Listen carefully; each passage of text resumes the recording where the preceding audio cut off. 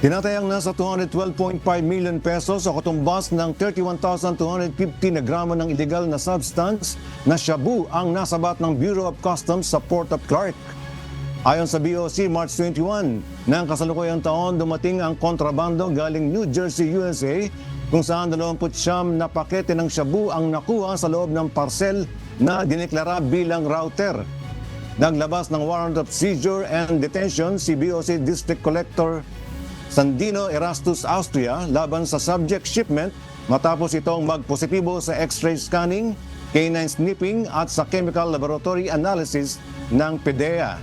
Ayon kay Austria, ito mano ang pinakamalaking drug apprehension sa Port of Clark mula noong taong 2020.